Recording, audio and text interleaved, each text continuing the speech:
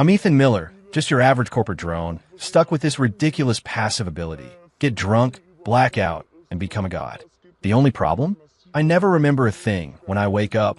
From fixing a crash server to foiling a corporate shark, everyone at work thinks I'm some kind of hidden genius, just playing dumb.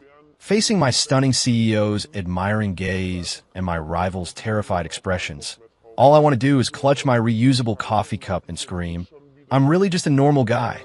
Please, for the love of God, stop getting me drunk. Ethan Miller, is this your proposal? Garbage. Is your brain made of the same stuff? Mr. Henderson's finger was practically in my face, his spittle flying like a burst fire hydrant. I hunched my shoulders, not daring to utter a sound. The office was so quiet I could hear the hum of the fluorescent lights. Dozens of eyes, like searchlights, swept over me. Some sympathetic, some gleeful, but most just numb. At Vanguard Innovations, a small-time tech company, getting yelled at was a daily routine, and I was practically the resident punching bag. You have one day to redo it. If you can't, you and this garbage proposal can hit the road. Mr. Henderson slammed the stack of papers onto my desk, scattering them like confetti, then turned on his heel, beer belly leading the way, and stormed off. I crouched down, picking up my garbage sheet by sheet. Hey man, don't take it to heart. Old Henderson probably got grilled by his wife again and is just blowing off steam. Alex Stone, from the cubicle next to mine, leaned over, lowering his voice to comfort me. I forced a wry smile and said nothing. Alex was my college buddy. We joined this company together right after graduation, thick as thieves. He's a good guy, but his head's a bit in the clouds, always dreaming of sudden windfall or latching onto some big shot to skyrocket to success.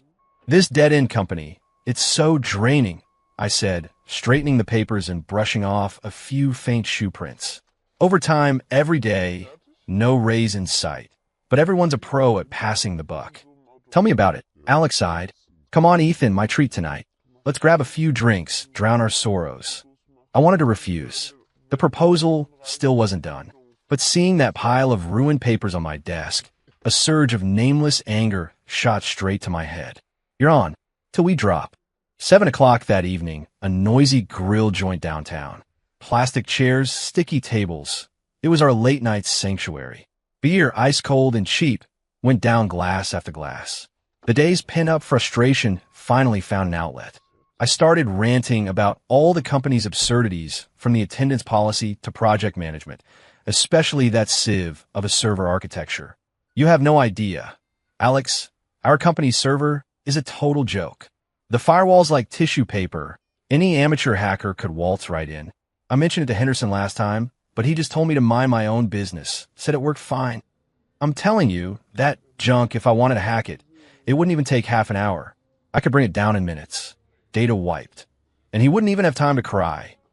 As I spoke, I waved my chopsticks around like I was some strategic genius masterminding a world domination plan. Alex kept pouring me more beer, his eyes shining with admiration. Ethan, I knew you were brilliant. You're a hidden gem. Come on, one more round. 3 rounds in, my tongue started to tie itself in knots, and Alex in front of me seemed to double. My last memory was him slurring, Ethan, don't worry, your talent will shine eventually. The rest was lost to the haze. I woke up the next morning to my phone's relentless, life or death ringing. My head felt like it was going to explode. The hangover was brutal. I fumbled for my phone, answered without looking. Ethan Miller, where the hell are you? The whole company's looking for you. Alex's frantic voice, distorted and high-pitched, blasted through the speaker. Looking for me? What happened? The sky fall. I mumbled, still half asleep. It practically did. The company servers were hacked last night, totally crashed. All our data is locked down. I shot up instantly half sober. What? Hacked? Tell me about it. The tech department worked all night, did jack squat. Now, the whole company's in a panic, clients are blowing up our phones, and Henderson's practically in tears. Alex sounded like the apocalypse was nigh. My heart sank. The boast from the bar last night echoed in my ears. No way it could be that coincidental, right? Get to the office now. There's only one person in the entire company who can save us.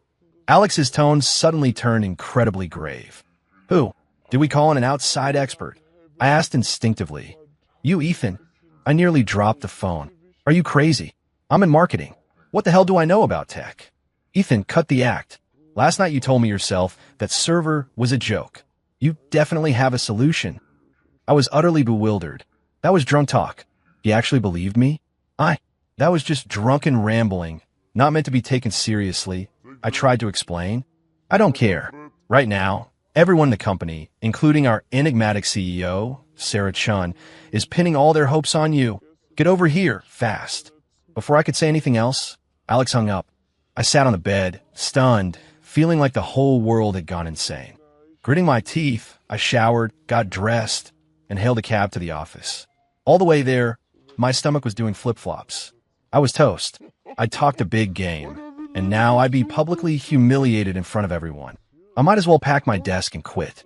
As the taxi pulled up to the office building, I saw Alex standing by the entrance like a sentinel. The moment he saw me, he rushed over, grabbed my arm, and exclaimed excitedly, "Ethan, you're finally here. Quick, Ms. Chun is waiting for you in the top floor conference room." Waiting for me? Ms. Chun. I panicked even more. Sarah Chun, the founder and CEO of Vanguard Innovations. A legendary woman, rumored to have graduated from a prestigious university abroad at a young age, then returned home to start this company from scratch. But she rarely made appearances. Daily company affairs were handled by Mr. Henderson and the other VPs. To us lower-level employees, she was like a name on a corporate brochure. Now, that legend wanted to see me? Alex, tell me honestly, did you say something crazy to them? I grabbed him, making a last-ditch effort. Alex gave me an "I know what I'm doing" look, patting my shoulder. Ethan, it's too late to hide it now. I've already spread the word about your skills. Don't worry, this is your big break. Seize the opportunity. I looked at his sincere, almost fanatical eyes, unable to utter a single word. I was doomed. Alex practically dragged me into the elevator. Top floor, the CEO's executive suite. Polished marble floors, minimalist yet chic decor. The air even smelled expensive. In 3 years of working here, this was my first time up. The conference room door was slightly ajar, and hushed, tense voices drifted out. They're demanding 1,000,000 Bitcoin. Are they crazy? That was Mr. Henderson's exasperated voice. This isn't the time for that. Does the tech department have any way to recover the data? A cool, authoritative female voice cut in. I figured that had to be Ms. Chun. Alex took a deep breath, adjusted his collar, and knocked on the door. Come in. Alex pushed the door open, ushered me forward, and then stood a half step behind me, like a loyal bodyguard. All eyes in the conference room instantly fixed on me. Mr. Henderson, the tech lead David Lee, and a few other executives I didn't recognize were seated around a massive conference table, their faces looking grim, like they just attended their own funerals. And at the head of the table sat a woman. She wore a perfectly tailored white pantsuit, her long hair pulled back in a neat bun, revealing a clean but strikingly beautiful face. Her eyes were cool, like deep winter water, with an almost unnerving sharpness that seemed to see everything. This was Sarah Chun. She was younger than I'd imagined, and had an even more commanding presence. Ms. Chun, Mr. Henderson, everyone. Alex cleared his throat, his voice almost announcing good news. I've brought Ethan Miller. Mr. Henderson stared at me for a moment. Then his face contorted with rage. Alex, what the hell is this? Is this a time for jokes? Why bring him here? Is he going to talk the server back to health? I was so embarrassed, I felt my toes curling into knots inside my shoes. Now, Mr. Henderson, don't be so quick to judge. Alex was unruffled, even sporting a knowing, slightly mysterious smile. Just because you couldn't solve the problem doesn't mean no one can. True talent often hides in plain sight. He glanced pointedly at me as he spoke. I wish the floor would swallow me whole. Sarah Chun didn't speak, merely studied me with those cool eyes, her gaze filled with scrutiny and doubt. Ethan Miller, she finally said, her voice soft, but it silenced the entire room. Alex says you have a way to solve this crisis. I opened my mouth, my throat feeling like it was stuffed with cotton. If I said no, that I was just BSGNG, would they believe me? Probably the next second, I'd be flying out of this building. Just as I was internally warring with myself, ready to confess, Alex spoke up again. Ms. Chun, Ethan here is a humble man. Doesn't like to show off. He leaned closer to Sarah, lowering his voice in a mysterious, I'm only telling you this tone. A true genius hides in plain sight, you know? Last night, he told me our company's server architecture was like a child's building blocks to him. Completely flimsy. I watched Sarah Chin's eyebrow twitch. Mr. Henderson's face went purple with fury. Nonsense. Ethan Miller, you tell them. Did you really say that? All eyes swiveled back to me, like surgical scalpels ready to dissect me inside and out. What could I say? Admit it? That would be publicly slapping Mr. Henderson in the face, and my life would be hell. Deny it? Alex, that enthusiastic idiot, would just assume I was being modest and make up something even more ridiculous. I was sweating profusely, my lips trembling, unable to utter a single word. However, my panicked demeanor was, in Alex's mind, interpreted quite differently. See? He's not denying it, Alex exclaimed, slapping his thigh. He's above explaining himself to you guys. That's the mark of a true master, don't you see? The conference room fell into a stunned silence. I saw David Lee, the tech lead, twitch at the corner of his mouth, looking at me as if I were a lunatic. Sarah Chin stared at me for a full 10 seconds.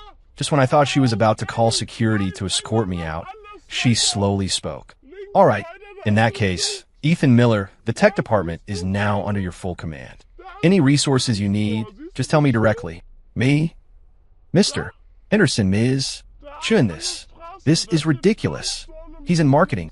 Is there any worse situation than this right now? Sarah Chun cut him off coldly. If the professionals are stumped, perhaps the unprofessional can create a miracle. I only care about results. She stood up, walked over to me, and extended her hand. Ethan Miller, the future of this company is temporarily in your hands.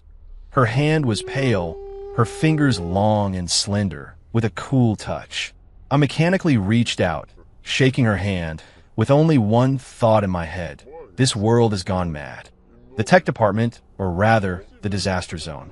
Dozens of programmers with dark circles under their eyes, staring blankly, the air thick with the smell of coffee, instant noodles, and despair.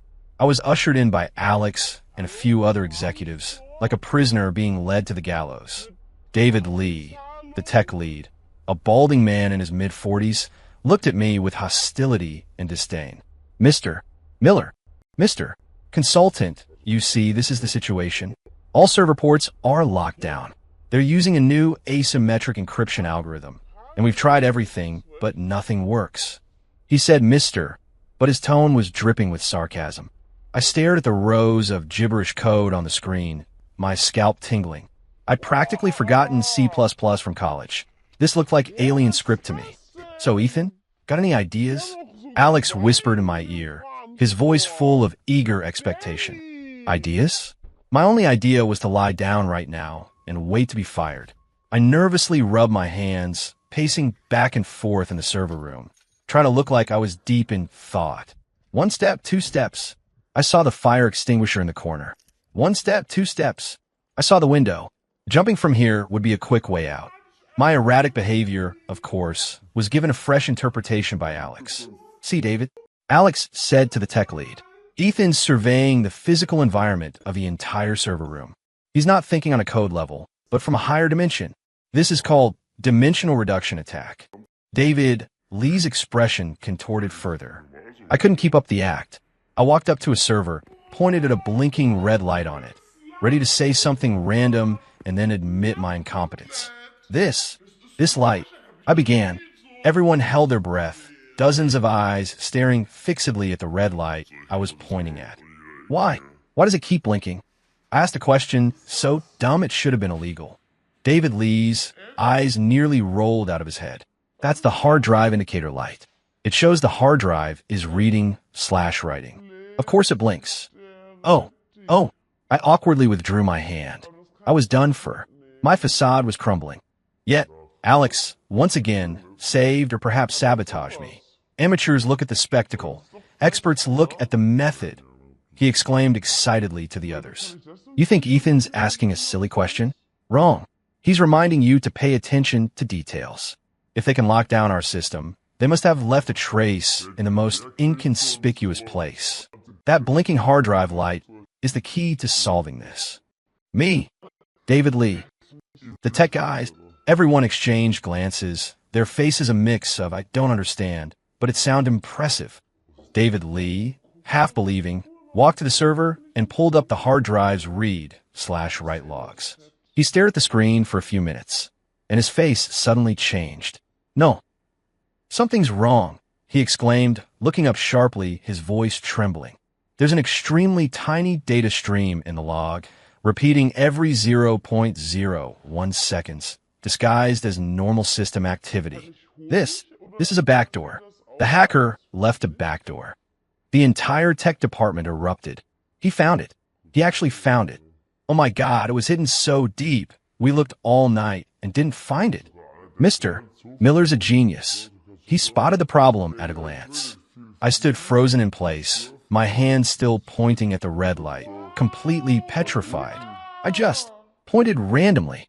Alex walked over to me, slapped me hard on the shoulder, looking at me with a brother, you didn't disappoint me expression, tears of excitement in his eyes. Ethan, you're my hero. I looked at him, my mouth opening and closing, but in the end, I didn't say a word, because I realized things were spiraling in a direction I completely couldn't control. With the back door found, the tech department was energized, their morale soaring. David Lee's attitude towards me did a complete 180 from disdain to reverence. He brought his laptop over to me, respectfully asking, Mr. Miller, we found the back door, but the encryption algorithm is still unbreakable. What do you suggest we do next? I stared at the dense characters on the screen, my eyes protesting. What could I suggest? I could only continue my pacing and thinking method, walking circles around the server room, frantically trying to figure out how to make a graceful exit. Time ticked by, and the tech department fell into another stalemate. Mr. Henderson called several times, saying clients were ready to pursue legal action. I was a wreck, sweat soaking the back of my shirt. Ethan, is the situation not ideal? Alex leaned in again, understandingly. Do you need some? Catalyst? Catalyst? I didn't understand. Alex winked at me, lowering his voice. Booze. Last night, you had some drinks, and that's when you said all those brilliant things. Maybe. You need a drink? I froze. He was right. Last night I got drunk, spouted a bunch of nonsense, and today the company's server actually had a problem. Now, I was thrown into this, and my only successful experience was finding that back door, and that inspiration seemed to come from my drunken ramblings last night. Could it be that drinking actually made me smarter?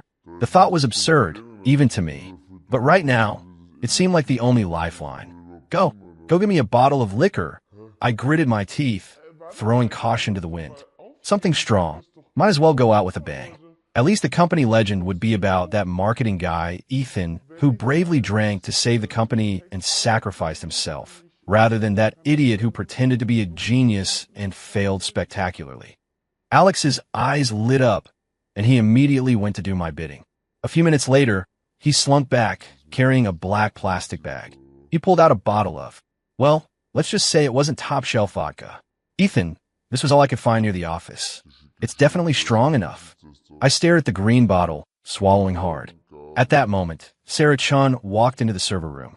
Seeing the vodka in my hand, her beautiful brows furrowed slightly. What's going on here? Before I could speak, Alex rushed to explain. Ms. Chun, you see, great minds need inspiration, and liquor is Ethan's source of inspiration. As the saying goes, a poet writes 100 verses with a cup of wine. Ethan solves tough problems with a few shots. Sarah Chin's expression turned a bit strange. She looked at me, then at the bottle of vodka, but ultimately didn't stop us. I don't care what method you use, but in half an hour, I want to see results.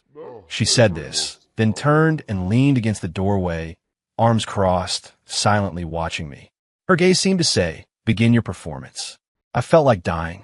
Under the watchful eyes of the entire tech department, plus the company CEO, I twisted open the cap. A strong smell of alcohol hit me. Gulp, gulp. I tilted my head back, chugging several large mouthfuls straight from the bottle. The burning liquid scorched its way down my throat, my stomach churning. I never had such potent alcohol. A few gulps in, and the world began to spin. Everything blurred. My colleagues' faces became blobs of color, their voices sounding distant. I felt my body go limp, and then I lost consciousness. After I passed out, a memory that wasn't mine, or rather, a narrative began to play in my mind. Ethan Miller, drunk mode activated. Personality switch, absolute rationality. Current task, decrypt server, initiate counterattack. I swayed to my feet, but my eyes were eerily clear, as if the drunken person from moments ago had been an illusion. I walked up to David Lee and took his laptop. Amateurs. I uttered 3 words, my voice flat, devoid of emotion. David Lee's face instantly flushed crimson, but he didn't dare retort. My fingers flew across the keyboard, moving so fast they were a blur. Lines of code scrolled down the screen like a waterfall, complex command windows popping up and closing. Everyone in the tech department watched, dumbfounded. What? What is he doing? I can't understand any of it. That speed, is that even humanly possible? He's not just decrypting, he's rewriting the core code. David Lee's voice trembled, filled with incredulity. Alex, meanwhile, clenched his fists excitedly, telling Sarah Chun, Ms. Chun, look, Ethan's serious. He's in the zone. Sarah Chun said nothing, but for the first time, her cold eyes showed a flicker of emotion. 10 minutes later, I stopped. Done. I handed the laptop back to David Lee, stating calmly, I've rebuilt the firewall. It's 100 times stronger than your old one. All data has been recovered. Also, I sent that hacker a little gift.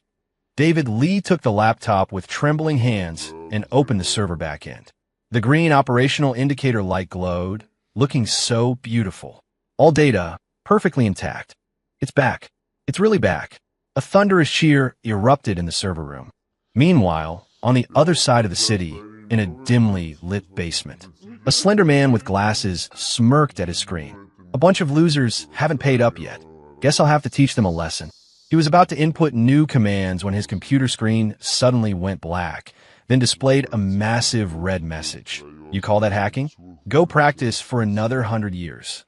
Immediately, his computer began frantically downloading all sorts of junk files, so fast that the CPU groaned under the strain. A few seconds later, with a puff of smoke, the computer was completely fried.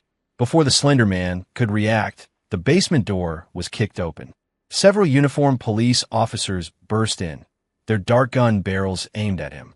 Don't move. We received a report that you're involved in cyber extortion. The man looked at his ruined computer, then at the police officers, his face a mask of bewilderment. A report? Who called them? Having done all that, I simply yawned, then staggered to a corner, found an empty spot, curled up, and fell asleep. Deeply hidden with deeds unknown. When my consciousness returned, I found myself lying in a soft bed. Unfamiliar ceiling, unfamiliar room, a faint scent in the air. I shot up, realizing I was in a luxurious hotel suite. I was still wearing yesterday's clothes, but they'd been neatly pressed. On the table was a brand new suit with a card beside it. I picked up the card. It had elegant, strong handwriting. You worked hard last night. This is your reward and a new suit. The company needs your abilities. Sarah Chun. Beneath the card was a black bank card. I picked it up, turning it over and over. What was going on? How did I get here? Sarah Chun giving me money and clothes? What exactly happened last night after I blacked out? I grabbed my phone, intending to call Alex, but saw dozens of unread messages, all from a company group chat. Ethan Miller is a legend. Ethan, my hero. I kneel before you. From today on, anyone who badmouths Ethan Miller will have to answer to me. The more I read, the more bewildered and alarmed I became. With trembling fingers, I opened my banking app, wanted to check the balance on that black card.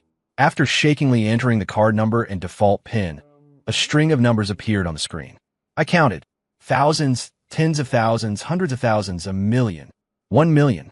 My brain went whoosh, a complete blank. Looking at that string of numbers, my first reaction wasn't excitement, but fear. What? What did I do? Rob a bank? Or did I, after drinking, do something to Ms. Chun? Terrified, I quickly checked myself. Thankfully, all my parts were there, and I didn't feel anything strange. Just then my phone rang. It was Alex. I quickly answered. Ethan, You're awake. Where are you? Holy cow. You were incredible last night. Alex's booming voice almost deafened me. I'm at a hotel. Alex, quick, tell me, what did I do last night? I asked urgently. What did you do? Ethan, you saved the entire company. Alex, in his storyteller's voice, embellished and recounted everything that happened last night. From me seeing through the back door at a glance, to turning into a keyboard warrior after a few shots of vodka, then dealing with the hacker in 10 minutes and sending him a police escort package, and finally doing the deed and collapsing in a corner. I listened, jaw agape, the bank card nearly slipping from my hand. This was all me. Every bit of it. Alex's tone was absolutely certain. Ms. Chun and everyone in the tech department were there. They saw it all. Ethan, you've been hiding your talent too well. What did I tell you? You're a buried, unmatched genius. I hung up the phone, still dumbfounded on the bed, feeling like my entire worldview had been turned upside down. Ethan Miller, of a regular corporate drone, turned into a super hacker when I get drunk? That's crazier than fiction. I pinched my thigh hard. It hurt. Not a dream. Looking at the black card and the suit on the table, I fell into deep thought. Should I take this money? Should I continue pretending to be this big shot? Ultimately, rationality, or perhaps the fear of poverty, triumphed over panic. $1 million.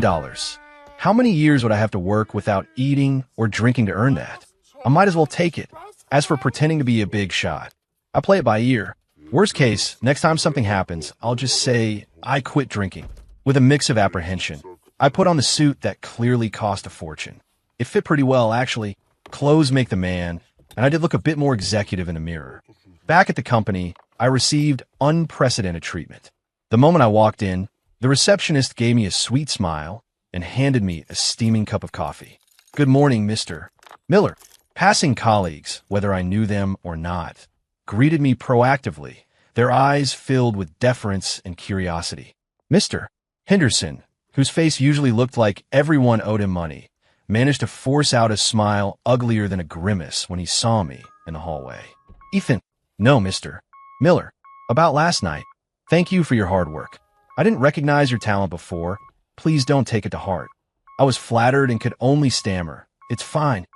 My cubicle had also been moved to a quiet corner by the window, and I was given a brand new, high-end computer. Alex followed me around like a personal assistant, bringing me coffee and water, constantly chirping, Ethan, I knew it, gold always shines. See, who dares look down on you now? I sat in my new chair, feeling like I was dreaming, just as I was struggling to adapt to my new identity as Mr. Miller. Bigger trouble came knocking. That afternoon, Sarah Chen's assistant personally came down to invite me, saying Ms. Chen had an urgent matter to discuss. I found myself back in the CEO's office on the top floor. This time, Sarah Chen was alone in the office. She had changed into a black dress, which made her look less sharp and more feminine. Have a seat, she gestured to the sofa opposite her. I sat down stiffly, my body tense as a board. Coffee or tea? Just plain water is fine. She personally poured me a glass of water, an act that made me even more nervous. Did you receive the card? She asked directly. I did. Ms. Chun, that's too much. It's not, she interrupted. Compared to the value you created for the company, that money is nothing. If it weren't for you, the company's losses would have been at least 8 figures, possibly leading to bankruptcy. I didn't know how to respond, so I just took a sip of water to hide my discomfort. Ethan Miller, she looked at me, her eyes very serious. I checked your file. Graduated from a regular university, marketing major, 3 years at the company, average performance. But you possess top-tier computer skills. Why? Here it came. I knew this question was coming. My mind raced. How should I explain? Say I'm a prodigy? Self-taught? Too fake. Say, I had a mentor? Where's this mentor now? Just as I was about to run out of excuses, Alex's conspiracy theory flashed through my mind. Right, be humble. A great master hides in plain sight. I took a deep breath, trying to appear calm, then said in a deliberately profound tone, some things don't need to be known by everyone. As soon as I said it, I got goosebumps. To my surprise, Sarah Chen nodded, seemingly accepting my explanation. I understand. She looked at me, her eyes holding something I couldn't quite decipher. I was out of line. She actually believed me. A wave of elation washed over me. This mysterious facade trick seemed to work quite well. I invited you here today to discuss your position, Sarah Chun continued. The marketing department is too small for someone of your caliber. I'm planning to establish a special advisory office, reporting directly to me, specifically to handle various corporate crises. I want you to be the chief advisor for this department. Your salary will be 10 times what it is now, plus company shares. What do you think? 10 times my salary, plus shares? My heart skipped a beat. This was a godsend. I almost blurted out, I accept, but what little rationality I had left told me not to. I wasn't a chief advisor. I was just a poor guy who transformed when he got drunk. What if next time I got drunk, I didn't turn into a hacker, but a breakdancing champion? I'd be dead meat, wouldn't I? Ms. Chun, I think I prefer my current job. I stammered, awkwardly refusing. Sarah Chun was taken aback. She probably didn't expect anyone to refuse such a generous offer. She looked at me, her eyes filled with even deeper scrutiny. Why? I like freedom. I don't like being constrained. I continued to bluff, my cheeks burning. Being a regular employee is fine. I finished, subtly observing her expression. There was no disappointment on her face, but rather a knowing smile. Understand, she said. I was thinking too simply. People like you aren't swayed by worldly fame and fortune. Me? No, I love fame and fortune, okay? I dream about it. However, we can discuss the position later, but the company is facing a major problem right now, and I might need your help again. Sarah Chun's expression turned serious. My heart sank, just as I feared. Our biggest competitor, Genesis Tech, recently poached half of our core technical staff and has been spreading rumors in the market, saying they plan a hostile takeover. Affected by this news, our company's stock price has dropped 30% in 3 days, and many partners are wavering. If we don't find a solution soon, the company might not survive. Sarah Chun looked at me, her eyes holding a trace of plea. I know this is a big ask, and it's unreasonable, but right now, the only person I can think of who can turn this around is you. Looking at her face, etched with fatigue and anxiety, I couldn't bring myself to refuse. For a high-flying CEO to speak to me with such a pleading tone, she truly must be at her wit's end. But what could I do? This was a business war, not something I could solve by just typing on a keyboard. Was I supposed to get drunk and spout business advice? What if I got drunk and started doing martial arts? Ms. Chun, Tonight at the Zenith Club downtown, I've arranged a dinner with several important investors, hoping to stabilize them. Victor Sterling, the CEO of Genesis Tech, will definitely be there too. Sarah Chun interrupted me, handing me an invitation. I hope you can come with me. Her meaning was clear. She wanted me to perform at the dinner. This wasn't a dinner. It was a trap. I held the gilded invitation, feeling its immense weight. Just help me out, okay? Sarah Chun's voice was very soft, carrying a hint of vulnerability I hadn't noticed before. I looked at her, and against my better judgment, I nodded. The Zenith Club, located in the most bustling part of the riverfront, was the kind of exclusive private club I'd only ever seen in finance magazines. The fountains outside, the crystal chandeliers in the lobby, the Persian rugs on the floor, everything screamed luxury. I wore the suit Sarah Chun had given me, trailing behind her, feeling like a mortal who had stumbled into heaven, completely out of place. Sarah Chun seemed to sense my discomfort, slowing her pace to walk beside me. Don't be nervous. Just treat it like a regular business dinner. How could I not be nervous? Soon, I was going to be pushed onto the battlefield as a secret weapon. A waiter led us to a grand private dining room where 7 or 8 people were already seated, all impeccably dressed in suits, exuding an air of seasoned business veterans. Ms. Chun, you're finally here. We were getting anxious. A bald middle-aged man stood up, greeting us warmly. My apologies for the wait. Traffic was a bit heavy, Sarah Chun replied gracefully, then turned to introduce me. This is my special advisor, Ethan Miller. The investors' gazes swept over me, their eyes clearly showing disdain and confusion. What kind of special advisor could a marketing kid be? Sarah Chun caught their expressions, but offered no further explanation, simply pulling me to sit beside her. Come MS. Chun, let me introduce you. This is Mr.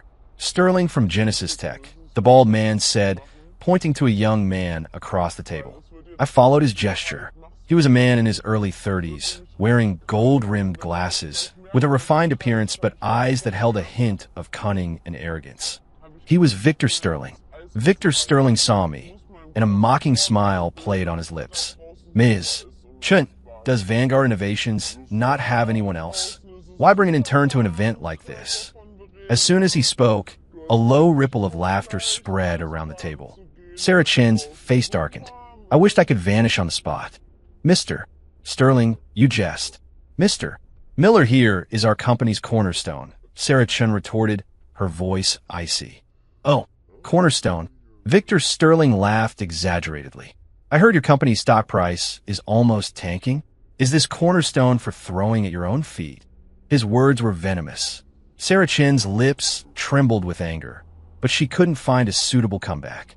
The atmosphere at the table became incredibly awkward. The investors sat poker-faced, enjoying the show. I felt like I was sitting on pins and needles, believing I was the culprit who caused Sarah Chen to be humiliated. Come on, let's not just talk, everyone. Let's eat and drink. The bald man tried to smooth things over. The food and drinks were quickly served. Victor Sterling raised his glass, the first to stand, aiming directly at Sarah Chen. Ms. Chen, I toast you.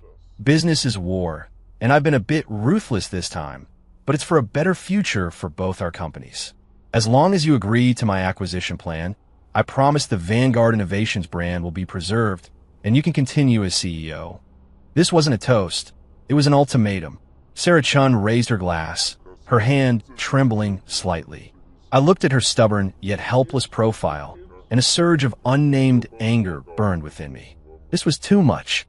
Just as Sarah Chen was about to drink, I suddenly stood up, snatched the glass from her hand, and downed it in one gulp. Everyone froze. Mr. Sterling, right? I hiccuped, using the slight courage the alcohol gave me to look Victor Sterling directly in the eye. Ms. Chen isn't feeling well. I'll drink this for her. Who are you? Do you have a place to speak here? Who I am isn't important. I set the glass down heavily on the table. What's important is, you want to acquire our company. I'm the first one who says no. I regretted saying that the moment the words left my mouth. Was I crazy? Where did I get the nerve to say something like that? Sarah Chen looked at me with surprise, her eyes filled with complex emotions. Victor Sterling laughed as if he'd heard the funniest joke. Just you? A fresh-faced kid? Just me, I said, sticking my neck out, stubbornly refusing to back down. Fine, you've got guts. Victor Sterling laughed, infuriated. If you can drink me under the table tonight, I'll put the acquisition on hold. But if you pass out, Ms. Chen has to sign the letter of intent for the takeover right here, in front of everyone. He was trying to use alcohol to humiliate me and force Sarah Chen's hand. The other investors at the table showed excited expressions. They didn't care who won or lost. They just loved a good show. Sarah Chen tugged at my sleeve, whispering, Ethan, don't be reckless. You can't outdrink him. I knew that, but now I was stuck between a rock and a hard place. Bring it on. Who's afraid? I gritted my teeth, throwing caution to the wind. What followed was an inhumane binge-drinking session. Victor Sterling had a whole entourage, taking turns to toast me. I, on the other hand, was a lone soldier. Sarah Chen tried to block for me, but I stopped her every time. I don't know how much I drank, only that the figures in front of me swayed more and more, and the dishes on the table started dancing. Vodka, wine, whiskey, all sorts of liquids churned in my stomach, my throat burning. My consciousness, eroded by alcohol, blurred little by little. Before I completely lost sensation, I heard Victor Sterling's triumphant laughter and Sarah Chen's anxious cries. Ethan! Ethan! Then, the world went dark. Ethan Miller, drunk mode activated. Personality switch, business overlord. Current task, crush Genesis Tech's acquisition plan. Reverse Vanguard Innovations decline. I slowly opened my eyes. There was no trace of drunkenness in my gaze, only the cold, unfeeling calm of absolute logic. I picked up a bottle of high-end scotch from the table and poured myself a full glass. Mr. Sterling, the game you were playing just now? Time to change the rules. My voice was soft, but it clearly reached everyone's ears. Victor Sterling looked at me, and an inexplicable dread settled in his chest. The person in front of him was utterly different from the reckless kid who'd been putting on a brave front moments ago. Those eyes were so sharp, they seemed to peer right through him. How do you want to play? Victor Sterling forced himself to remain calm. I raised the glass, swirling the liquid gently. Simple. I drink a glass, and I ask you a question. If you can't answer, or you answer incorrectly, you drink 3 glasses. Arrogant, one of Victor Sterling's VPs scoffed from behind him. I ignored him, simply looking at Victor Sterling, a cold smile playing on my lips. What scared? Cornered publicly, Victor Sterling had no choice but to accept. Fine. I like to see what kind of tricks a fresh-faced kid like you can pull. I tilted my head back and drained the glass. First question. I set the glass down, my gaze like a knife. Why did Meridian Corp, your biggest client last quarter, suddenly terminate its cooperation with you? Victor Sterling's face instantly changed. This was core company confidential information. Meridian Corp. S orders accounted for nearly 40% of their company's revenue. This sudden termination almost caused their cash flow to rupture. He had spent a fortune to suppress this news and stabilize the stock price. How did this person know? I don't know what you're talking about. Victor Sterling's eyes darted away. Don't know. I smiled. Then it seems, Mr. Sterling, you owe yourself 3 drinks. Under everyone's surprised and uncertain gazes, Victor Sterling gritted his teeth and drank 3 glasses in a row. I poured another full glass and once again drained it. Second question. The Celestial Arch system your company is secretly developing. Does line 314 of its core code contain a critical logic flaw that could cause all user data to be completely wiped under specific circumstances? Victor Sterling shot to his feet, the color draining from his face. The Celestial Arch system was their company's future hope, his trump card against Vanguard Innovations. And that flaw had only been accidentally discovered a few days ago during testing. Only he and his chief technical officer knew about it. Who exactly was he? How do you know that? Victor Sterling's voice trembled. It seems, Mr. Sterling, you owe 3 more drinks. I didn't answer his question, merely made a pleased gesture. The atmosphere in the private room had completely shifted. The investor's eyes, once disdainful, were now filled with fear. Sarah Chun covered her mouth, her beautiful eyes sparkling with wonder. She knew I was technically brilliant, but she never imagined my understanding of business and rivals was this terrifying. Victor Sterling's hands trembled as he drank 3 more glasses. The strong liquor had him swaying precariously. I poured another drink and once again downed it. Last question. I walked up to him, looking down at him, my voice like ice from the deepest abyss. The money you used to poach our company's employees, did you divert funds meant to pay off your loan to Capital Union Bank? I've calculated the time. The day after tomorrow is the final deadline, isn't it? Boom! Something exploded in Victor Sterling's mind. His last line of defense was utterly shattered. His legs gave out, and he collapsed into his chair, his face ashen. I picked up his phone and, in front of everyone, dialed a number. Hello, is this Mr. Harrison from Meridian Corp? This is Ethan Miller. Regarding our new partnership proposal between Vanguard and your company, I think we could discuss it now. Yes, Victor Sterling is here. No, he's a bit busy at the moment. He might need to figure out how to explain his bad debt to the bank first. After hanging up, I dialed another number. Hello, Mr. Roberts from Capital Union Bank. This is Ethan Miller, a consultant for Vanguard Innovations. I'd like to talk to you about Genesis Tech's upcoming loan maturity. Yes, Vanguard is very interested in acquiring their valuable assets when they go into bankruptcy liquidation. The entire private room fell into a deathly silence.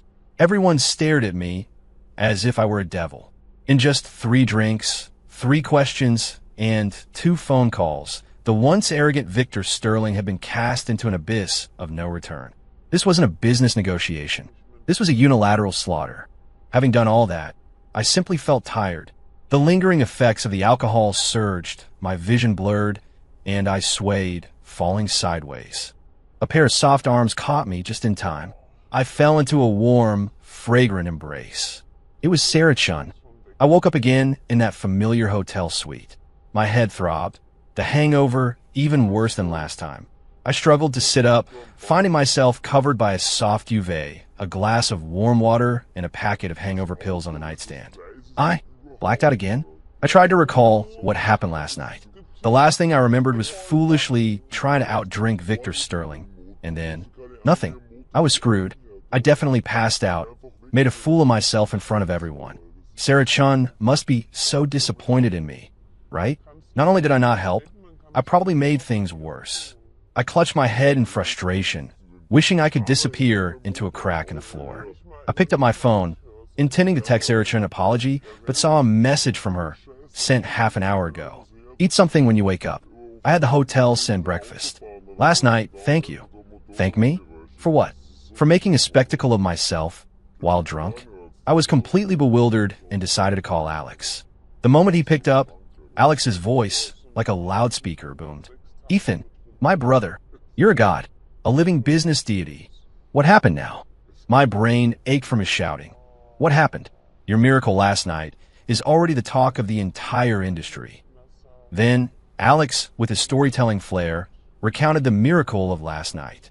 For me, solving everything in 3 drinks and 3 questions, to dismantling Genesis Tech with 2 phone calls, and finally, gracefully collapsing, drunk in a beautiful woman's arms. My jaw nearly dropped to the floor as I listened. This was me, I asked, incredulous. Absolutely. There were a dozen people in that private room. They all saw it. Victor Sterling was paralyzed on the spot. And this morning, Genesis Tech stock price hit rock bottom. Rumor has it their assets have already been seized by the bank. And Mr. Harrison, the CEO of Meridian Corp, personally came to our company this morning, specifically asking to meet with you to discuss a partnership. Ms. Shin couldn't even stop him. Ethan, you're famous now. The industry's buzzing about our wine-saved consultant at Vanguard Innovations, who can make fleets of ships disappear with a flick of his wrist. I hung up, still in a daze. If the last time was a coincidence, what about this time? Did I really become another person when I got drunk? An omnipotent monster? I looked at my own unremarkable face in the mirror, a deep chill running through me. Who else was living in this body? Fear, an unprecedented fear, seized me. I was afraid of this unknown self, afraid of this feeling of losing control. I decided, from today on, not a drop of alcohol. I couldn't let that monster out again. However, fate seemed to love playing tricks on me. Just as I resolved to return to a normal life, a greater crisis quietly arrived. That afternoon, I was at my desk trying to figure out how to decline Meridian Corp as partnership offer when Sarah Chin's assistant appeared again. Mr. Miller, Ms. Chin would like to see you in her office. My heart sank, but I reluctantly followed. The moment I entered the office, I sensed something was wrong. Sarah Chun sat behind her desk, her face pale, her eyes holding an unmistakable look of panic. What's happened? I asked. She didn't speak, just pushed her phone across the desk towards me. On the phone screen was a photo. The background looked like an abandoned factory. A girl in a white dress was tied to a chair, her mouth taped shut, her eyes filled with terror. I recognized the girl. It was Sarah Chin's younger sister, Chloe, a college student. Below the photo, there was a line of text. If you want your sister to live, have your wine sage advisor come alone with a case of liquor to the abandoned steel mill on the east side. Remember, no police, or you'll be collecting her body. My head went THUMMP. Kidnapping. And they specifically demanded me. Who did this? My voice trembled. It's probably Victor Sterling. Sarah Chin's voice was icy. He's been pushed to the edge. He's capable of anything. Then we should call the police right away. I urged. We can't call the police. Sarah Chun stood up excitedly. They said they'd kill her if we do. I can't gamble with my sister's life. She looked at me, her eyes filled with pleading and dependence, like a drowning person grasping at a last straw. Ethan Miller, I know this is an unreasonable request, and it's dangerous. But right now, only you can save her. I looked at her bloodshot eyes, my mind a jumbled mess. Me go. What could I do? Challenge the kidnappers to a drinking contest? Sober, I was just a weak corporate drone. But if I didn't go, Chloe might actually die. That was a living human life. My mind waged an internal war. On one side, the fear of the unknown. On the other, the pangs of my conscience. Finally, I gritted my teeth. Okay, I'll go. It was just drinking, wasn't it? Just letting that monster out one more time? To save a life, I'd do it. But I have one condition. I looked at Sarah Chun, saying each word clearly. You have to promise me this is the last time. After this is over, you'll announce to the public that you fired me. I don't want to live this kind of life anymore. Sarah Chun froze. She looked at me, her eyes complex. After a long silence, she nodded, her voice a little hoarse. Okay, I promise. East Side, abandoned steel mill. The setting sun's afterglow painted everything here in hues of blood. Rust-eaten steel frames stood like the bones of giant beasts, emitting mournful creaks in the wind. I walked alone, carrying a case of vodka, into this steel graveyard. As per their demands, I'd left my phone outside the factory. Now I was completely cut off from the outside world. The factory interior was massive and empty, the floor covered in dust and debris. Every step I took, I could hear my own heartbeat like a drum. I'm here, and I brought the liquor. Where's the person you wanted? I shouted, summoning my courage. My voice echoed in the cavernous factory, sounding fragile. You've got guts, coming alone. From behind a railing on the second floor, several figures emerged. Leading them was a grim-faced Victor Sterling. Beside him stood several burly, menacing men, all carrying steel pipes and machetes. And behind them, Chloe was tied to a pillar, her mouth gagged, looking at me in terror. Victor Sterling, you're insane. Kidnapping is a crime. I yelled, tried to sound tougher than I felt. Crime. Victor Sterling laughed maniacally. You ruined me, destroyed my family, and you talk to me about crime? Today, I'm gonna make you and that bitch Sarah Chun both pay. He pointed at the case of liquor in my hand. Open the booze and drink it. I want to see if you, the wine sage, really have 3 heads and 6 arms. He wanted to see me drunk and then kill me. I knew it. I had no escape. I placed the case of liquor on the ground, opened it, and pulled out a bottle of vodka.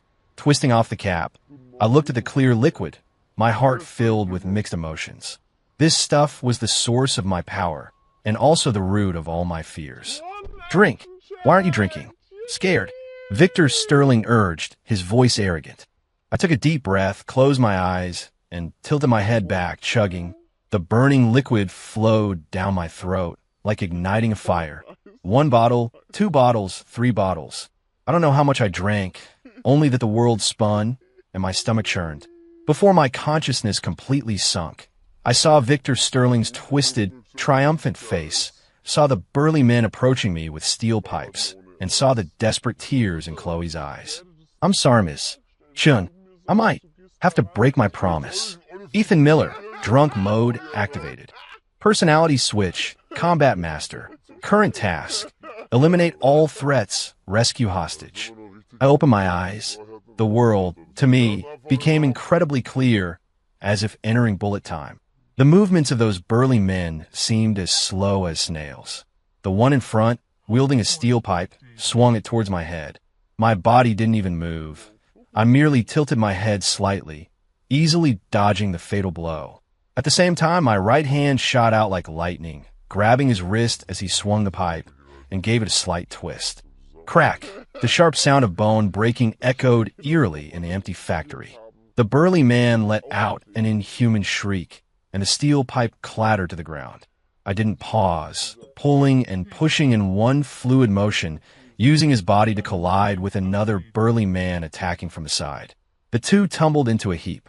The remaining men watched, dumbfounded. They never expected this drunken, swaying figure to suddenly become so terrifying. Go, all of you, kill him.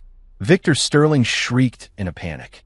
The burly men, summoning their courage, swung their machetes, surrounding me from all directions. My eyes showed no emotion, as if watching a group of children waving toys. My foot tapped lightly on the ground, picking up the fallen steel pipe. The next second I moved. No one saw my actions clearly. They only saw a black blur, weaving among them. Each flicker was accompanied by a scream and the sound of breaking bones. Clang, clang, clang. Steel pipe clashed with machetes, sparks flying. But not a single machete touched my clothes. Less than 30 seconds. The fight was over. The burly men all lay on the ground, clutching their broken limbs, groaning in pain. Their weapons were scattered everywhere. And I still stood in place, holding the steel pipe, not a speck of dust on me. The entire factory was silent, save for Victor Sterling's heavy breathing. He stared at me in terror, backing away step by step, until his back hit the railing, nowhere left to go. You stay away. You're not human. You're a demon. I said nothing, simply tossed the steel pipe aside. The heavy pipe arced through the air, accurately embedding itself a few inches deep into a concrete pillar 15 feet away. Victor Sterling's legs gave out from fright, and he collapsed onto the ground, a foul smell emanating from his pants. He had actually wet himself. I didn't spare him another glance, turning and walking up the stairs to the second floor. I approached Chloe, who was tied up, and with a simple tug, effortlessly snapped the ropes binding her, then ripped the tape from her mouth.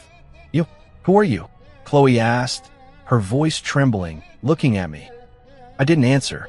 The alcohol-induced power was rapidly fading. A strong sense of exhaustion and dizziness washed over me. My body swayed, vision blurred, and I completely lost consciousness. The moment I fell, I seemed to see the factory gates burst open and countless lights and figures pouring in. Leading them was Sarah Chun. I woke up in a hospital bed.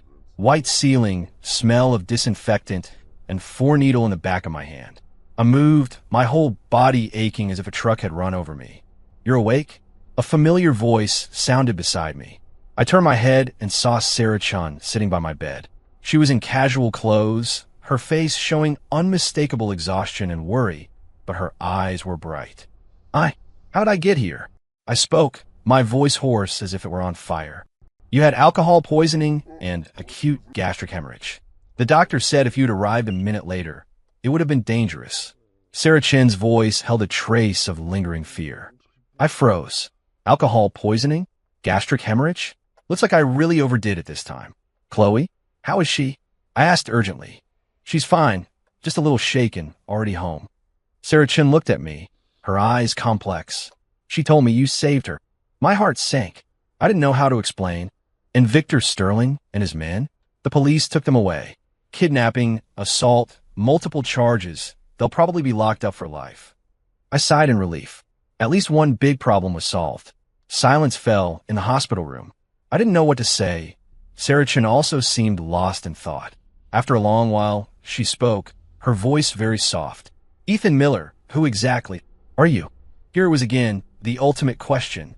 I gave a wry smile, deciding to tell the truth. Anyway, my request was to leave the company, and I wouldn't be seeing her again after this. Ms. Chun, if I told you I'm just a normal person, and I don't even know what happens when I get drunk, would you believe me? I looked into her eyes, ready for her doubt and disbelief. However, she nodded. I believe you. This time, it was my turn to be stunned. You believe me?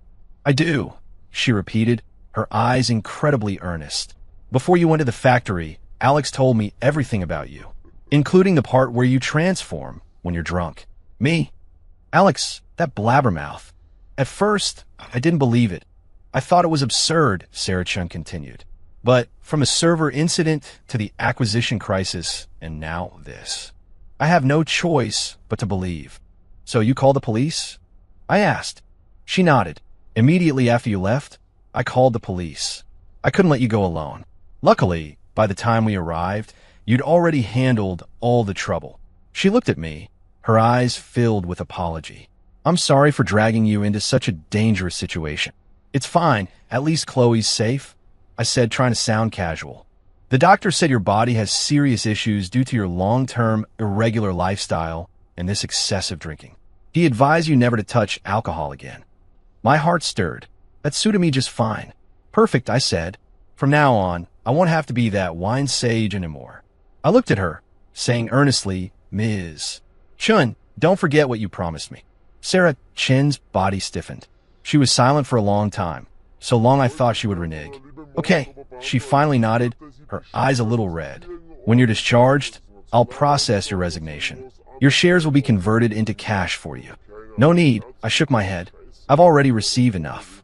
The shares are your investment in my future, and since there's no future, I can't take them. I just wanted to distance myself as quickly as possible and return to my mundane, safe life. Sarah Chun looked at me, her lips moving as if to speak, but finally, it became a sigh. You get some rest. I'll leave now. She stood up, walking out of the ward with a hint of melancholy. Watching her back, a strange feeling welled up in my heart. But soon, that feeling was replaced by the joy of imminent freedom. Goodbye, Mr. Miller. Goodbye, Wine Sage. Hello, Ethan Miller. The day I was discharged, the weather was beautiful. I finished my resignation paperwork and returned everything the company had provided. Alex cried his eyes out, clinging to my leg, begging me not to go. Ethan, you can't leave. Well, I do if you leave. My dream of a big shot, my life as a talent scout, it's all over. It took all my strength to pry him off my leg. All right, I'm not dying. We'll keep in touch. I patted his shoulder. Mr. Henderson and other colleagues also came to see me off, their eyes filled with regret. Only Sarah Chun didn't come. Good. It saved us the awkwardness. Carrying my simple luggage, I walked out of Vanguard Innovations' doors, feeling like I'd stepped into another lifetime. In this short month, my life had been a roller coaster. From a bullied corporate drone, I became the revered Mr. Miller, and now I was an unemployed nobody again. But I had no regrets. With $1 million Sarah Chun gave me, I rented a small house in the suburbs and bought a used car for commuting. The remaining money was enough for me to live comfortably for several years. I began my life of blissful idleness. Every day, I woke up naturally, read books, played games, or drove to the outskirts to fish. No KPIs, no boss yelling, no endless business dinners. This peaceful and ordinary life was what I truly wanted. I blocked all work-related contacts, including Sarah Chun. I thought my life would continue peacefully like this. Until that day, an unexpected visitor arrived. That afternoon, I was watering my new succulents in the yard when there was a knock at the door. I opened it and saw someone I never expected. Chloe Chun. She wore simple athletic wear, her hair tied in a ponytail, looking youthful and vibrant, completely without the terror she'd shown at the factory that day. Ethan, she asked, a little uncertainly, seeing me. That's me. How did you find this place? I was a bit surprised. I got the address from Alex. She stuck out her tongue playfully. My sister didn't want me to come. I snuck out. Is there something you need? I came to thank you, she said, pulling out a delicate thermos from behind her back. I made some soup myself for you to recover. I couldn't help but smile wryly, but I invited her in. Thank you for saving me that day at the factory, she said, sitting on the sofa, hugging a cushion, her big eyes blinking at me. You're really amazing, like a superhero from a movie. I'm no superhero, just lucky. I poured her a glass of water. No, you weren't just lucky, she pouted, rebutting. My sister told me all about it. When you drink, you become super powerful. Like the Hulk. Her analogy made me chuckle. How's your sister doing, by the way? I asked, almost without thinking. I regretted at the moment I said it. Hadn't I decided to cut ties with them? She's not doing well. Chloe's expression darkened. Ever since you left, she's been like a different person, working overtime every day, even harder than before. I've seen her several times in the middle of the night, staring blankly in her study, looking at your picture. My heart gave a sudden thump. Looking at my picture? Why would she look at my picture? I don't know. Chloe shook her head. I think she might like you. Impossible. I instinctively retorted. What kind of person is she? What kind of person am I? We're from two different worlds. Love doesn't follow so many rules, Chloe sighed, sounding wise beyond her years. Ethan, I can tell you like my sister too, right? Otherwise, why would you risk your life to save her that day? I fell silent. Yes, why did I risk my life to save her? Was it just out of sense of duty? Or was it because, deep down, I didn't want to see that cold, stubborn woman show such despair and vulnerability? I didn't know. Ethan, my sister, she actually lives a very tiring life. Chloe's voice was a little low. Our family situation is very complicated. The company is everything to her, her only armor. She looks strong, but she's actually very lonely inside. You're the first person she was willing to let her guard down for. She said she'd let you go, but she was sadder than anyone. She just didn't want to force you. Chloe's words, like pebbles, dropped into the calm lake of my heart, stirring ripples. That night, I couldn't sleep. Sarah Chun's face kept appearing in my mind. Her cold eyes, her stubborn profile, her rare smiles, and her choked, tearful thank you in my ear. I sat up from bed in frustration and walked to the window. I found that I really did miss her a little. Life resumed its calm routine, but my heart was in turmoil. I couldn't help but start following news about Vanguard Innovations. After Victor Sterling's Genesis Tech collapsed, Vanguard Innovations became dominant, thriving smoothly. Its stock price soared, and Sarah Chun became the most dazzling rising star in the business world, frequently gracing the covers of various financial magazines. Looking at the radiant, spirited woman in the magazines, I felt a genuine joy, but it was quickly followed by a deeper sense of loss. She was becoming more and more brilliant, while I was just an unemployed nobody hiding in a corner. The distance between us grew wider and wider. Just when I thought our story was completely over, a phone call once again disrupted my life. It was Alex, his voice more anxious and panicked than ever before. "Ethan, big trouble. Check the news, quick." My heart sank, and I quickly turned on the TV. The financial channel was broadcasting an urgent news flash. It has been reported that the multinational financial giant, Soros Capital, today suddenly announced its intention to launch a hostile takeover of our nation's emerging tech company, Vanguard Innovations. Affected by this news, Vanguard Innovations' stock price plummeted 50% within an hour of market open and has now been temporarily halted. Soros Capital? That name resonated deeply with me. They were true international capital behemoths, known for their ruthless tactics and abundant resources. Companies they targeted rarely escaped. How do they set their sights on Vanguard Innovations? "Ethan, what are we going to do?" Alex cried on the other end of the line. "This opponent is too strong, not even in the same league. The company's in chaos. So many executives are secretly looking for new jobs. Ms. Chen has locked herself in her office, not seeing anyone." My heart clenched. I could imagine the pressure and despair Sarah Chun was facing right now. The business she built from scratch, all her hard work, could vanish in a matter of days. "Ethan, only you can save the company, save Ms. Chun." Alex's voice was tearful. "I know you quit drinking, but this time, I'm begging you, okay?" I hung up, staring blankly at Sarah Chin's photo from a press conference on the TV. In the photo, she was still beautiful, but the fatigue and stress in her eyes were unmistakable. Chloe's words echoed in my mind. The company is everything to her, and her only armor. Now, her armor was about to be shattered. Could I still hide in my safe zone, unaffected as before? I couldn't. I grabbed my car keys and rushed out of the house. I sped all the way to the biggest supermarket near my place. I dashed to the liquor aisle, looking at the rows of bottles, my eyes firming. Vodka, whiskey, tequila. "Excuse me, can I get a case of your strongest liquor? All of it." I carried several cases of hard liquor directly to the Vanguard Innovations building. The company entrance was swarming with reporters, like flies to honey. I slipped in through the back door. Inside, the company was in a state of panic. Employees gathered in small groups, discussing the company's future, their faces etched with confusion and fear. I ignored everyone, heading straight for the CEO's office on the top floor. Sarah Chin's assistant tried to stop me, but I pushed her aside. I twisted open the office door, and a strong smell of smoke hit me. Sarah Chun sat alone by the huge floor-to-ceiling window, a lady's cigarette between her fingers, the ashtray at her feet already overflowing with butts. She had lost so much weight. Her whole body looked fragile, like a delicate piece of porcelain. Hearing the door open, she turned, saw me, and froze. "Why are you here?" Her voice was terribly hoarse. I said nothing, just placed the cases of liquor heavily in front of her. She looked at the bottles, her pupils suddenly constricting. "What are you doing?" "What am I doing?" I walked up to her, looking directly into her eyes, saying each word clearly, "Saving your company, saving you." "I don't need it." She stood up agitatedly, sweeping all the papers off her desk. "Go. Didn't I tell you to leave? Why did you come back? I don't need your pity or sympathy."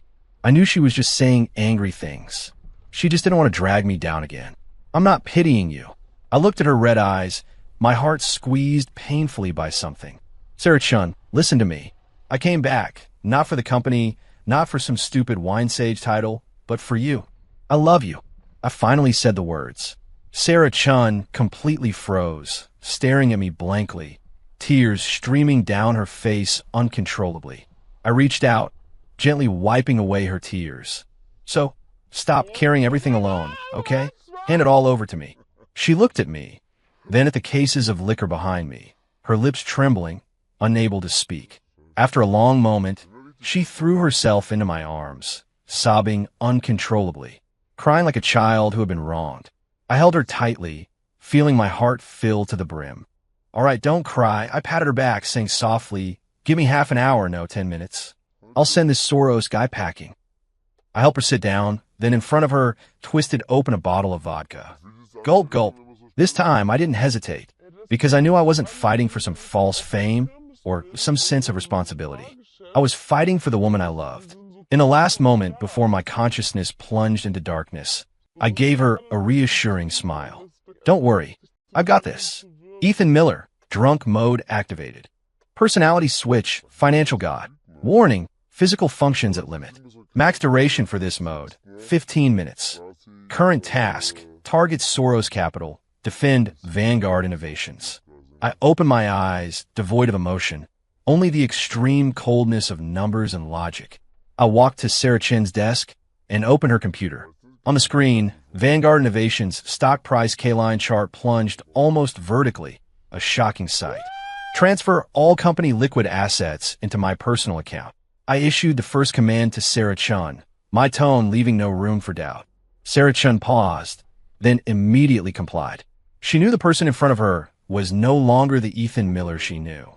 My hands became a blur on the keyboard. Countless trading windows flashed across the screen. Short selling, buying, leveraging, hedging. A dizzying array of complex financial operations flowed from my hands as easily as breathing. I was not merely defending, I was attacking. I exploited the opponent's funding gaps and trading vulnerabilities, setting one intricate trap after another.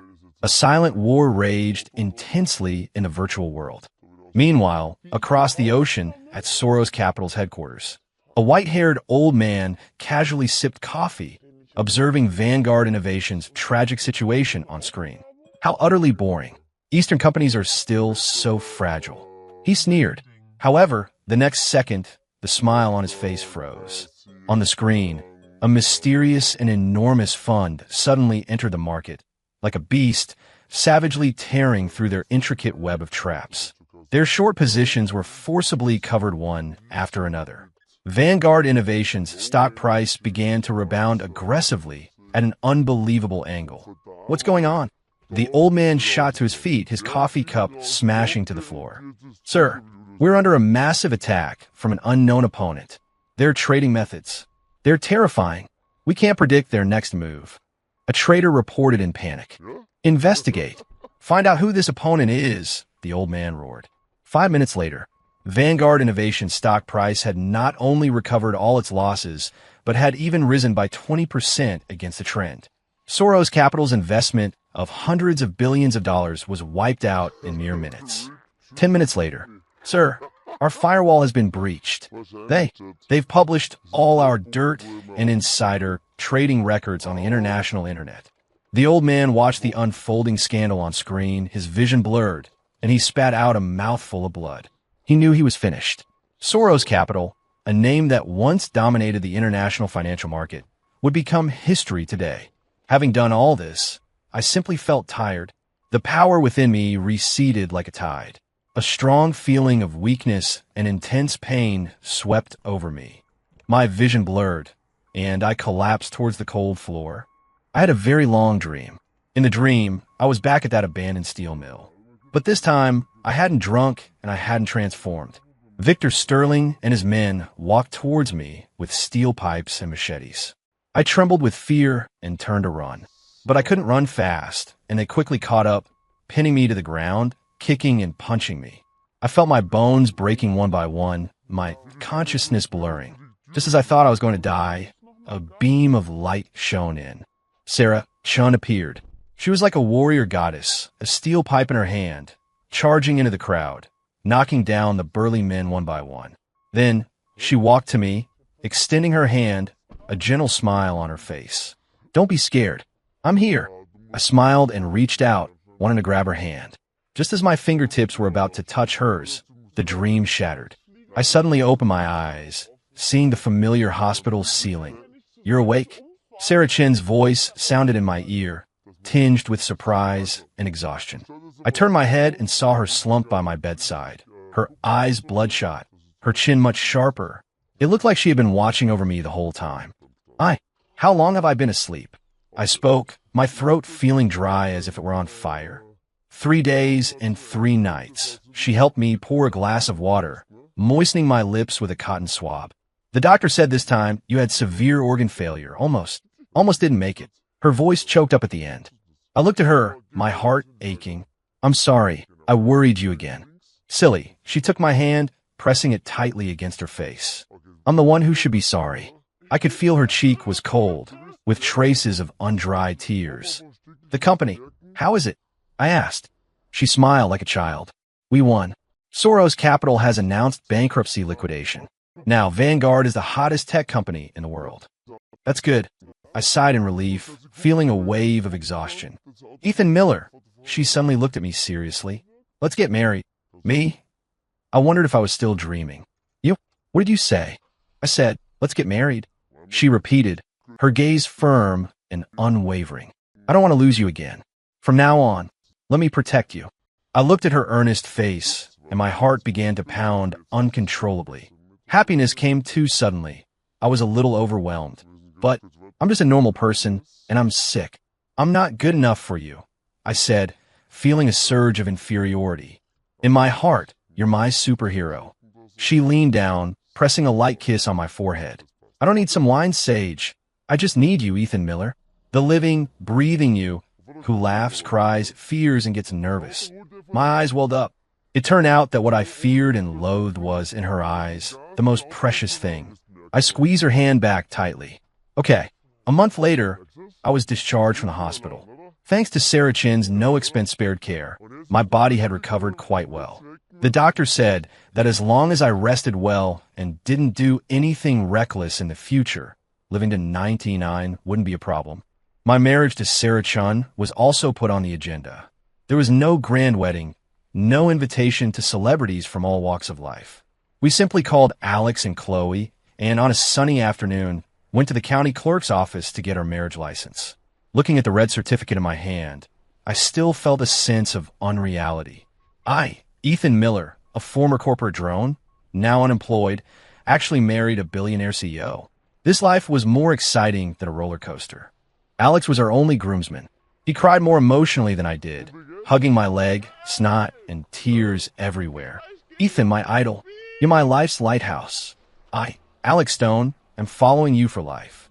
Chloe was the bridesmaid. She looked at my sister and me, smiling happier than anyone. After getting married, Sarah Chun made a decision that shocked everyone.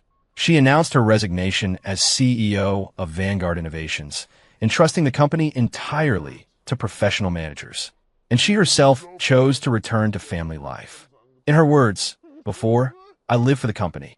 From now on, I only want to live for my husband." This decision caused a huge stir in the business world, but she didn't care. Our married life was simple and happy. She cooked, I did the dishes. She watched financial news, I watched with her. I watched anime and played games, and she would accompany me with interest. We were like any ordinary couple. We'd bicker over small things, and we'd embrace in our sleep at night. I never touched another drop of alcohol. The legend of the wine sage gradually faded from memory. No one knew that the mysterious genius who once dominated the financial markets and traversed the cyber world was now just an ordinary man who prepared breakfast for his wife every day. Sometimes, Sarah Chun would lean into my arms and ask curiously, "What do you think you became when you got drunk?" I'd shake my head. "I don't know, and I don't want to know." That powerful me was perhaps a god, perhaps a demon. But ultimately, he didn't belong to me. I am just Ethan Miller, a plain, ordinary husband who loves Sarah Chun. That's enough. Epilogue. A year later, Sarah Chun and I had a baby boy. He was chubby and adorable. At his full moon celebration, family and friends gathered. My father-in-law, a very imposing retired general, walked over with a glass of wine. "Ethan, it's a happy day today. How can you not drink? Come on, Dad will drink with you." I turned pale with fright, waving my hands. "Dad, I really can't drink. I'm allergic to alcohol. I pass out if I drink." Sarachan quickly came to my rescue. Dad, he's not well. The doctor told him not to drink, but my father-in-law wouldn't back down. Allergic? That's just an excuse. A man has to be able to drink. You must drink this glass today. Looking at my father-in-law's unwavering gaze, I was on the verge of tears. Just as I was trapped, unable to escape, the baby in my arms suddenly cried, "Wah." As he cried, he flailed his little hands, accidentally knocking over a glass of wine on the table. The red liquid splashed all over him. Then, a miraculous scene unfolded. The baby's crying stopped abruptly. He opened his big, dark eyes, looking curiously at his tiny hands. Then, in a clear, well-articulated voice, he uttered his first words, perfectly logical. Based on molecular dynamic simulations, the ethanol concentration of this liquid is approximately 12.5%. Its volatilization will lead to an increase in ambient air entropy by 0.03 joules per Kelvin. Conclusion: uninteresting. The entire banquet hall instantly fell silent. Sarachan and I exchanged glances, both seeing a flicker of horror in the other's eyes. I looked at the abnormally calm-eyed infant in my arms, then at the expensive bottle of wine on the table. An absurd and terrifying thought arose in my mind. This ability, is it hereditary? And